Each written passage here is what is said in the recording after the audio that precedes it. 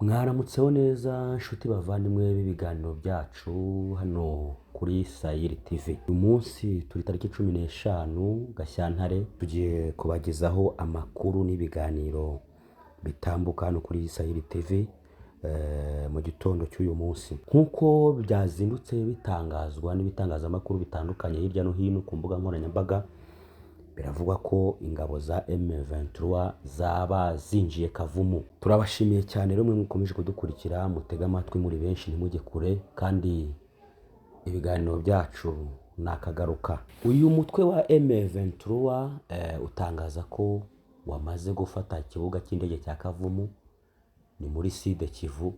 General Byamungu niwe umaze gutangaza iyo nkuru, avuga ko akigera ku kibuga cy'indege cya Kavumu, nk'uko byagiye bigaragara hirya no hino ku mbuga nkoranyambaga, abaturage bamwegereye arabaganiriza, arababwira ati rwose ntimugire ikibazo, mwari mumaze igihe kinini gikomeye mwarazengerejwe n'ingabo za FDLR, Wazalendo n'igisirikare cya FARDC cya Congo, ariko twebwe turabizeza ko tuje kubakura mu maboko y'izo ngabo, tuje kubabohora. Turi bagenzi banyu, turi inshuti zanyu, turi abavandimwe banyu, ntimugire ikibazo kandi ntimutwishishe. Aravuga ati rwose kandi ikindi mukwiye kumenya, ntihagire umuntu usahura ikintu cya mugenzi we ngo akijyane. Cyane cyane yabwiraga bamaze guhunga, bari kugenda bahunga hirya no hino, avuga ati mwirinde ntihagire usahura ngo asahure mugenzi we, ahubwo mwese mukomeze mwungu ubumwe, mufatanye natwe kugira ngo dukomeze tubohore igihugu cyacu, tugikure mu ngoyi.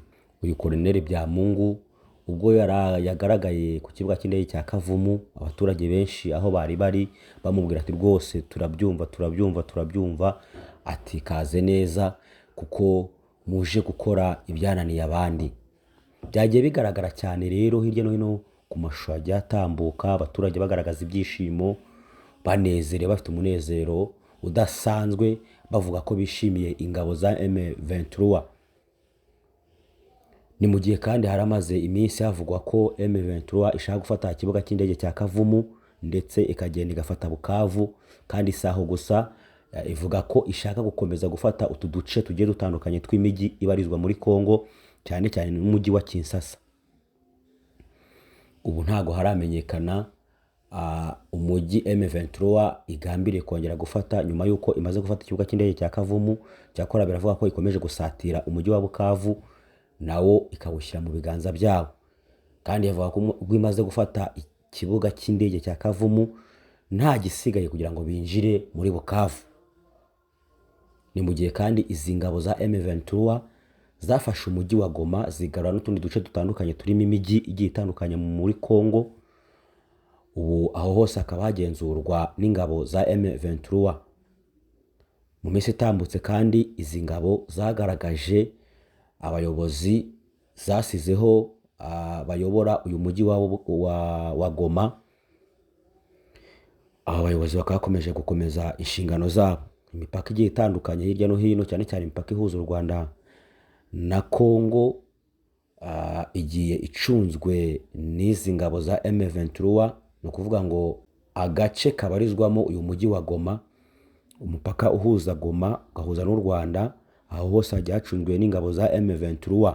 Bivuze ko umujyi wa Goma uri kugenzurwa n'ingabo za M23, akaba arizo ziwucungira umutekano. Bivuze ko iki kibuga cy'indege cya Kavumu ubwo kimaze gufatwa, nacyo kikaba kiri mu maboko ya M23. Izi ngabo nyine zigiye gukomeza gucunga umutekano w'iki kibuga. Zirakomeza kandi zinjire mu mujyi wa Bukavu, naho zikomeze zacungira umutekano. Abaturage benshi bagiye bagaragara bishimira iki gikorwa M23 iri kugenda ikora, bigaragara ko iri kugenda ibakura mu maboko y'abanzi babo. Bakomeje kandi kugenda bishimira General Byamungu, aho nawe yakomeje kugenda ababwira ko rwose nta kibazo gihari, bakomeza kunga ubumwe, bagatahiriza umugozi umwe, bakubaka igihugu cyabo.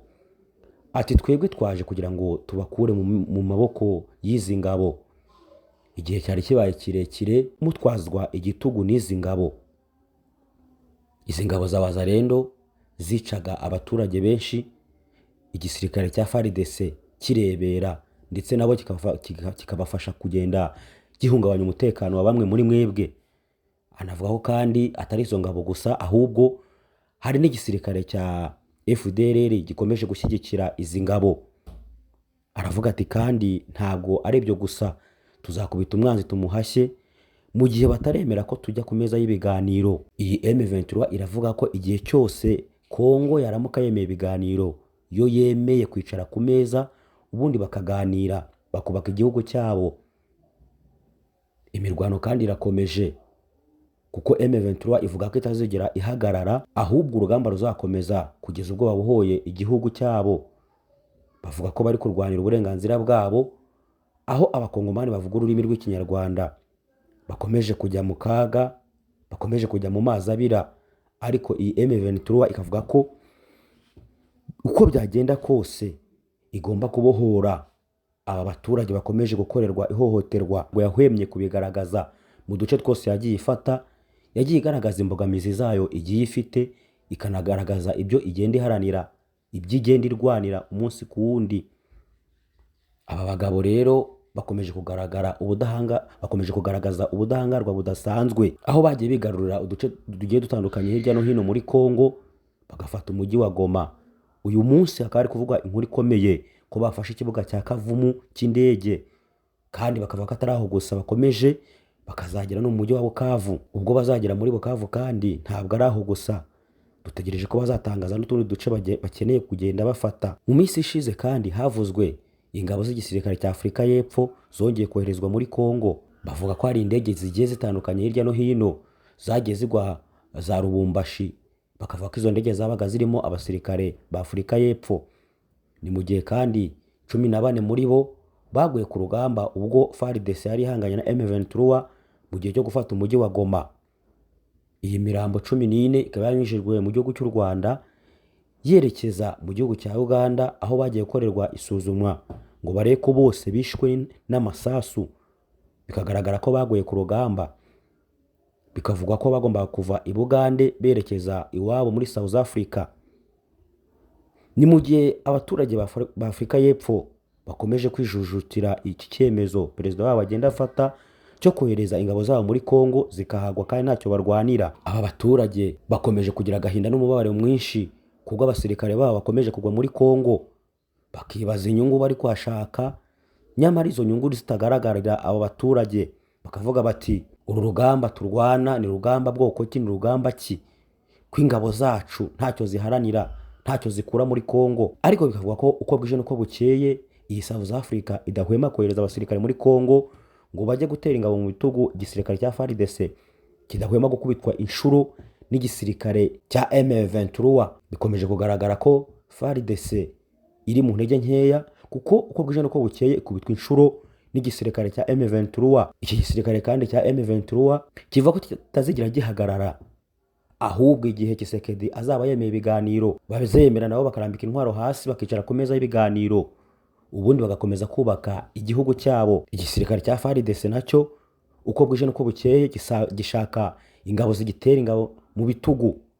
Harimo ingabo z'abarundi zidahwema kugaragara muri Kongo, ariko abarundi bagahakana atari muri Kongo. Uyu munsi muri iki gitondo cya tariki 15 Gashyantare haravugwa amakuru akomeye ko izi ngabo za M23 zikomeje imirwano muri Sud Kivu, aho bigaragara ko zafashe ikibuga cya Kavumu zigakomeza zijya gufata umujyi wa Bukavu. Bamwe mu baturage bakomeje guhunga bajya mu duce dutandukanye bahungiye imirwano iri guhuza M23 n'ingabo za FARDC. Ariko bikagaragara ko ingabo za M23 zafashe ikibuga cya Kavumu bitabagoye, nta mirwano ikabije yabereye kuri iki kibuga. Bivuze ko ingabo za FARDC aho zumvishe M23 zikizwa n'amaguru. Turabashimiye.